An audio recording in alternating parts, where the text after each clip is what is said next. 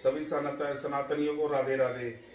जैसा कि हमारी पिछली वीडियो आपने देखी कार्तिक मास के महत्व की, तो जिस हिसाब से जिस प्रकार से पंडित जी महाराज ने आपको समझाया पूरा, उस हिसाब से इनके सानिध्य में बड़ा आनंद मिलता है।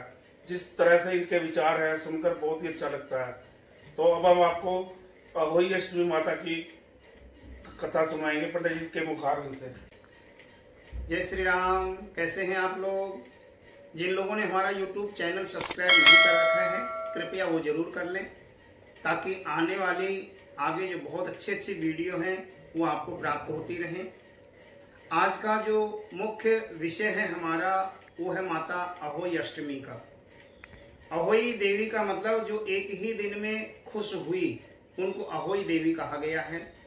देवताओं ने, मनुष्यों ने माँ भगवती की पूजा करी और ये खुश हुई, तो इनको अहोई कहा गया। अहोई देवी की पूजा करने से संतान सुख की प्राप्ति होती है, और इस व्रत को विशेष करके वो माताएं बहनें करती हैं जिनके संतान हैं और अपने संतान की लंबी उम्र की कामना करती हैं। तो सभी माताओं बहनों को अहोई अष्टमी के पर्व की बहुत बहुत शुभकामनाएं। अहोई के दिन सुबह जल्दी उठना चाहिए, घर को साफ सुथरा करना चाहिए और फिर स्नान करके माँ अहोई अष्टमी की पूजा करनी चाहिए। अहोई देवी की कथा जरूर सुननी चाहिए। और कथा इस प्रकार है, एक साहूकार था, उसके 7 बेटे थे, एक बेटी थी। सभी का विवाह हो चुका था। कार्तिक कृष्ण पक्ष की अष्टमी आई, जिसको अहोई अष्टमी कहा जाता है। उस दिन साहूकार की बहुएं और बेटी खदान में माटी लेने के लिए गईं। पहले दीवारों पे माटी से अहोई चीती जाती थी, बनाई जाती थी। तो माटी लेने के लिए गईं, तो भाभीियों की जो लाडली है ननंद, साहूकार की बेटी, इसने कुदाली लेकर के खदान में माटी खोदनी शुरू करी। और यहाँ खदान में एक स्याऊ माता रहती थी, उनके बच्चे थे। जैसे इसने कुदाली मारी तो स्याऊ माता के बच्चे कट गए, और उसी समय स्याऊ माता वहां पे आ गई। स्याऊ माता ने कहा कि तूने मेरी गोद उजाड़ी है, मैं तेरी कोख बांधूंगी, तुझे भी मैं संतान सुख नहीं मिलने दूंगी।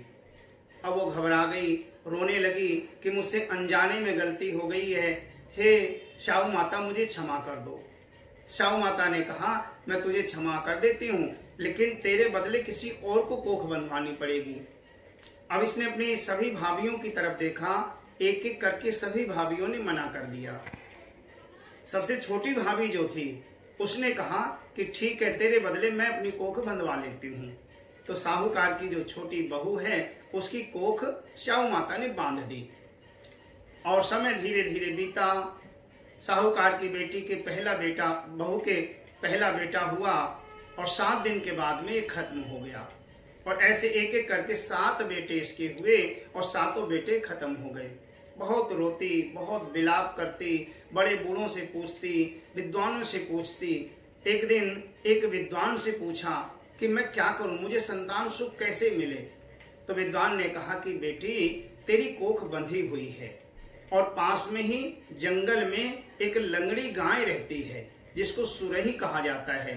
तो उस लंगड़ी गाय की सेवा कर। वो लंगड़ी गाय स्याऊ माता की बहन है, सहेली है, और दोनों धर्म की बहनें हैं वो। अगर लंगड़ी गाय ने चाह लिया तो वो तेरी कोख खुलवा सकती है, उसकी सेवा कर।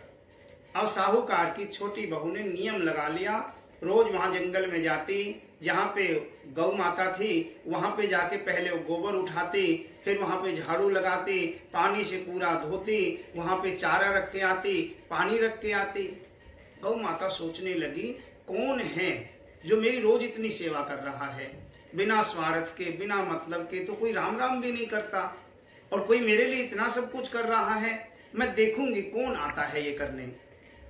दूसरे दिन गौ माता ने सुबह जाग करके देखा, साहूकार की छोटी बहू आई, आकर के उसने पहले सफाई करी, चारा रखा, पानी रखा, और जब जाने लगी तो गौ माता ने उसका पल्लू पकड़ लिया और कहा कि बेटी तू कौन है और क्यों मेरी सेवा करती है, क्या चाहिए तुझे? साहूकार की बहू रोने लग गई, कहने लगी कि हे गौ माँ, मेरी कोख बंधी हुई है और मेरी कोख आप ही खुलवा सकती हो। गौ माता ने पूछा किसने बांधी? बोली श्याऊ माता ने।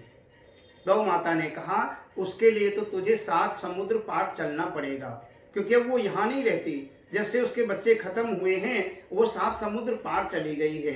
तू मेरे साथ चल। यहाँ से साहूकार की छोटी बहू और गौ माता एक साथ चल पड़ी। चलते चलते जब थक गई तो एक वृक्ष के नीचे ये बैठ गई आराम करने के लिए। गौ माता को बैठती नींद आ गई। साहूकार की बहू बैठी बैठी सोच रही थी कैसे पहुंचेंगे उस पार, इतना आसान नहीं है, कैसे सब कुछ होगा।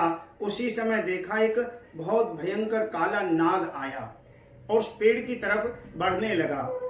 साहूकार की बहू ने सोचा ये सांप हमें नुकसान न पहुंचा दे, तो पास में एक लकड़ी पड़ी हुई थी, उस लकड़ी को उठा करके और उसने उस सांप को मार दिया। सांप को फिर पत्तों से ढक दिया, लकड़ी एक तरफ फेंक दी। उस वृक्ष के ऊपर एक गरुड़ का घोंसला था। गरुड़ के बच्चे वहां पे रहते थे। गरुड़ पंखनी आई, उसने लकड़ी पे खून लगा देखा तो उसको लगा कि इसने मेरे बच्चों को मार दिया। और गरुड़ पंखनी साहूकार की बहू को मारने के लिए आगे बढ़ने लगी।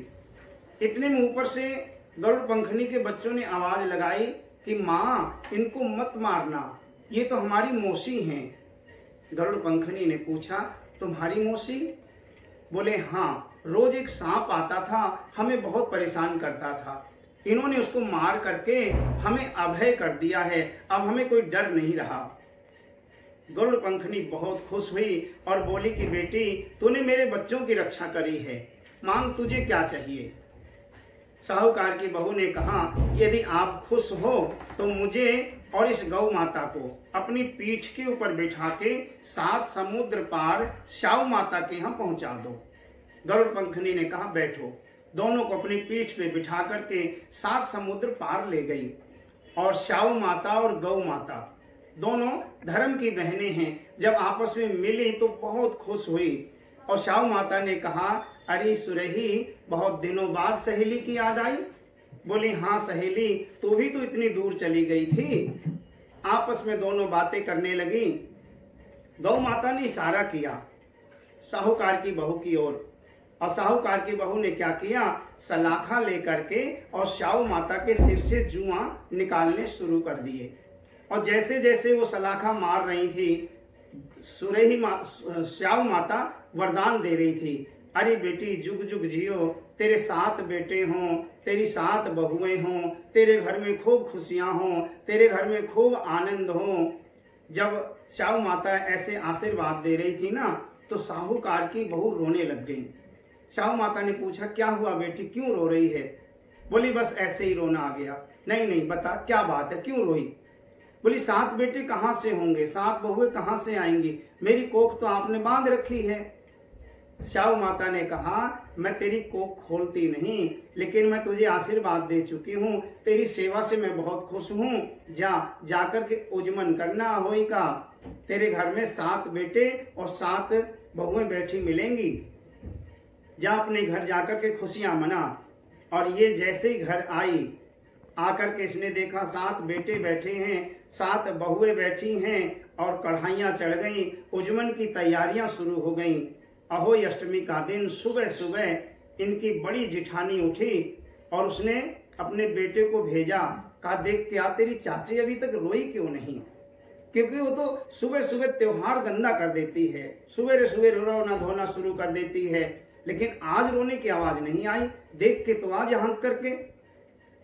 ये लड़का गया, इसने जाकर के चाची के कक्ष में झांक के देखा, रोना धोना कहाँ, वहां तो खुशियां मनाई जा रही थी, क्योंकि अहोई माता की कृपा हो गई थी। श्याऊ माता ने कोख खोल दी थी और उजमन की तैयारियां चल रही थी। तो जिस प्रकार साहूकार की बहू के ऊपर अहोई माता की कृपा हुई, जैसे उसको बेटों का बहुओं का सुख मिला, वैसे ही आप सबको भी ऐसे ही सुख मिले, आपकी संतान सुखी रहे। जो लोग इस कथा को सुनते हैं उनके ऊपर अहोई माता की खूब कृपा होती है। बोलिए अहोई माता की जय।